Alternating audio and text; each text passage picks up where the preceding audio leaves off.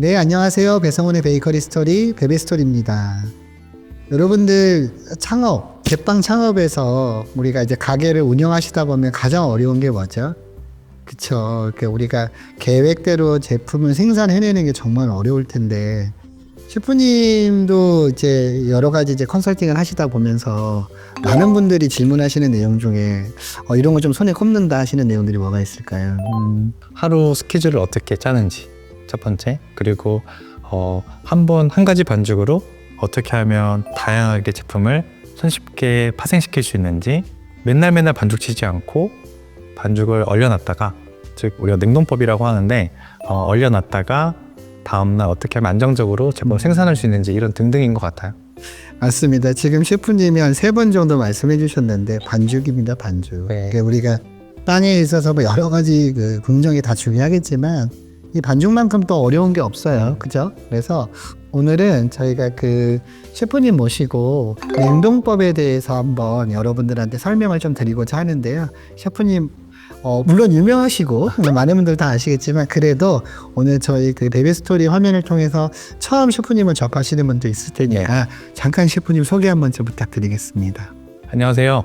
저는 현재 금셰프 베이킹 스튜디오를 운영하고 있는 금동성 셰프입니다. 저는 지금 현재 컨설팅을 하고 있고, 교육 및 다양한 분들을 트레이닝부터 시작해서 창업을 하시는데 솔루션을 드리고 있는 일을 하고 있고요. 제가 현장에서 썼던 그런 경험을 토대로 최근에 책도 내고 어떤 냉동법 관련돼서 유튜브나 그런 온라인 클래스도 하고 있어요. 그래서 지금부터 제가 이제 냉동법에 관련돼서 여러분들께 오늘 소개시켜 드리려고 합니다. 냉동법은 제가 여러분들이 이해하시기 편하도록 칠판에 그림과 그래프를 그려가면서 설명을 드리도록 할게요. 저쪽으로 이동해서 한번 보도록 하겠습니다. 냉동법은 많은 베이커리에서 지금 사용하고 있는 기법인데요. 어떻게 하면 조금 더 완성도 높게, 어떤 시선을 바라봐야 조금 더 안정적이게 할 수 있는지를 제가 지금부터 설명드리겠습니다. 우선 빵은 반죽을 완료하게 되면 1차 발효를 하게 되는데, 이때 일반적으로 대부분의 베이커리는 한 2배 정도, 100%까지 발효시키지만 냉동법은 약 70% 정도 발효시키는 게 기본적인 포인트고요.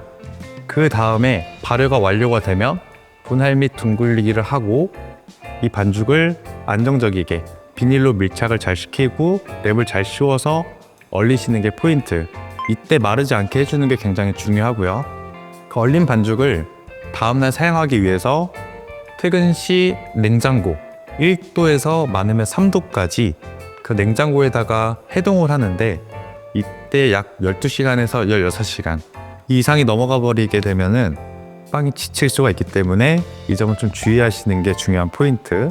마지막으로 다음날 출근을 한 다음에 냉장고에 있었던 반죽을 실온에 꺼낸 다음 다시 한 번 더 재둥글리기를 해줍니다.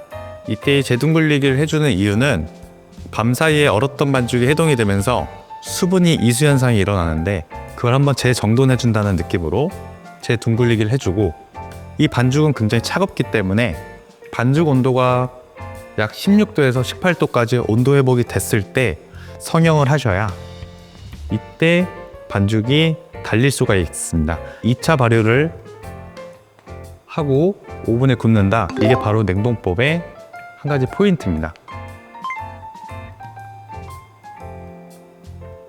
빵은 반죽을 하고 나서 어떤 볼에다가 이렇게 넣고요. 이때 이 반죽의 무게가 약 1000g. 총 무게가 1000g인 반죽을 약 2배까지. 이거는 2000g/ml라고 합니다. 어떤 2000g짜리 그 볼에다가 반죽을 넣은 다음 그게 약 2배 정도가 되었을 때 분할하는 게 일반적인 스트레이트법인데요. 냉동법은 이렇게 보시면 약 70%까지 발효시키는 게 포인트. 이때 이 70%까지 발효시키는 이유는 이 반죽을 분할 및 둥글리기 해서 얼릴 때 얼면서도 반죽이 발효가 되는데요. 얼면서도 반죽이 이 정도까지 발효가 되게 되고요.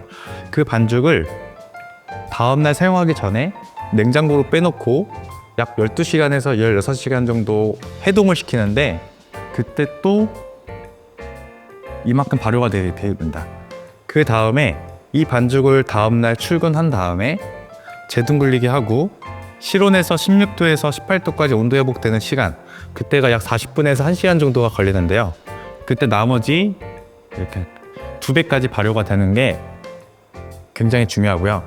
이때 만약에 70%까지 발효시키지 않은 반죽을 더 80%나 90%까지 발효시킨 반죽을 분할해서 얼렸다면은 계속 오버 발효가 될 수가 있기 때문에 이 부분을 주의하는 게 굉장히 중요합니다.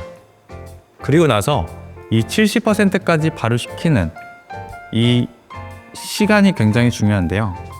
그냥 단지 반죽을 발효시킬 때 상온이든 발효실이든 냉장고든 냉동고든 어디서 발효시키는지는 빵마다 좀 다르겠지만 평균적으로 냉동법은 냉장이나 냉동고에서 발효시키는 게 한 가지 포인트고요. 이거에 대해서 다음 그래프로 제가 그림을 그려드리겠습니다. 빵을 발효할 때 일반적으로 발효실, 이때 이 발효실은 한 28도 정도, 실온은 평균적으로 24도 정도, 냉장고는 3도 정도, 냉동고는 마이너스 20도. 이런 발효실에서도 발효시킬 수도 있고 실온, 냉장, 냉동고에서 발효시킬 수 있는데요.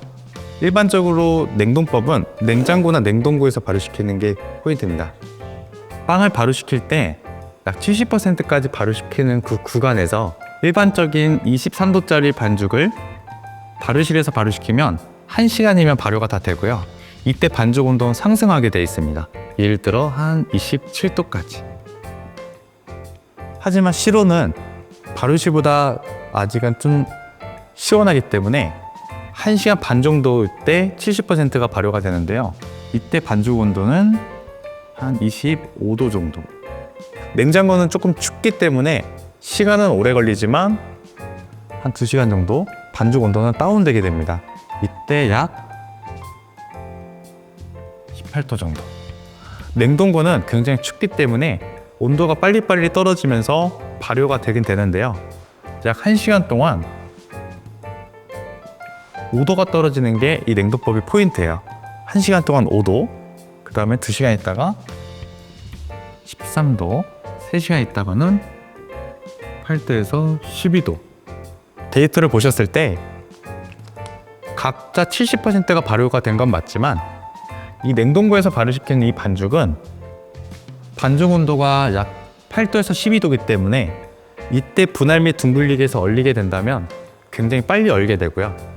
27도짜리를 분할 및 둥글리기에서 얼리게 되면 온도가 다운이 되면서 발효는 되면서 얼기 때문에 빵 자체가 실질적으로는 바로 얼지 않고 발효가 되면서 얼다 보니까 기포들도 많이 형성이 되고 빵 컨디션 자체가 굉장히 지칠 수가 있습니다. 그렇기 때문에 일반적으로 냉동고나 냉장고에서 발효시키는 게 중요하고요. 이때 반죽 온도는 다운이 되면서 발효는 약 70%까지 발효가 되는 게 냉동법에서 가장 중요하다.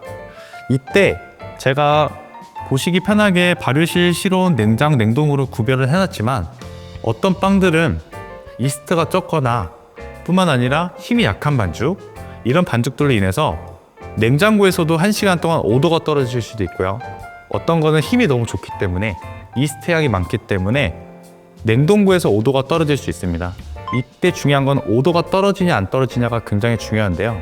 예를 들어 A라는 빵을 냉장고에 넣었더니 1시간 동안 5도가 떨어져야 되는데 1도밖에 안 떨어지게 된다면 이 반죽은 너무 발효가 빨리빨리 되고 있기 때문에 1도밖에 안 떨어진 거거든요. 그렇기 때문에 그런 반죽들은 냉동고에서 발효시켰어야지 이런 생각을 해가면서 다음부터는 냉동고에 넣으셔야 되고요. B라는 빵을 냉동고에 넣었더니 1시간 동안 5도가 떨어져야 되지만 10도가 떨어지면 이 빵은 발효 속도 자체가 원래 약한 이스트가 적거나 저배합인 반죽일 경우가 많습니다. 그렇기 때문에 그런 거는 냉동고보단 냉장고에서 발효시켜서, 즉 제일 중요한 거는 1시간 동안 5도가 떨어지는 게 굉장히 중요하다라는 거고요. 이 그래프를 가지고 방금 전에 제가 설명드렸던 그림을 보시면 조금 더 이해하시기가 편할 거라서 제가 다시 한 번 더 그림을 그려보겠습니다. 좀 전에 그렸던 그림인데요. 1시간 동안 5도가 떨어져야 이만큼 발효가 되고요. 2시간 있다가는 또 5도가 떨어지니까 이만큼, 3시간 있다가는 5도가 떨어지니까 이때 이만큼. 약 23도짜리 반죽이 1시간 동안 5도가 떨어지니까 18도, 2시간 있다가는 13도, 3시간 있다가는 8도에서 12도가 되는 건데요. 이때 반죽이 23도였고 이때 18도, 13도, 8도에서 12도. 이게 냉동법의 가장 중요한 핵심인데요. 이때 1시간 동안 5도가 아니고 1도가 떨어진다면 발효가 꽤 많이 진행되고 있다는 말이라서 이만큼이 아니고 이때 이만큼 발효가 됐을 가능성이 높아요.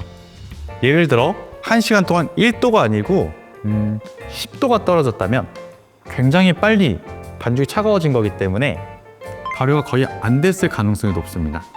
5도 정도가 떨어져야 이만큼 크는데 5도가 아니고 1도밖에 안 떨어졌다면 빨리 발효가 되고 있는 거라서 벌써 발효가 거의 한 50%까지 발효가 진행되고 있기 때문에 이때는 70%만 됐다면 약 3시간이라는 걸 지키지 않고 70%만 됐으면 그냥 빨리 분할해서 얼리시는 게 중요합니다. 제일 중요한 거는 70%가 발효가 됐을 때 분할해서 얼리자. 하지만 이때 중요한 거는 3시간이란 시간 동안 1시간 동안 5도가 떨어지는 구간을 찾자는 게 냉동법에서 가장 중요한 부분. 그렇기 때문에 어떤 빵을 테스트할 때 먼저 냉장고에 넣어 봅니다.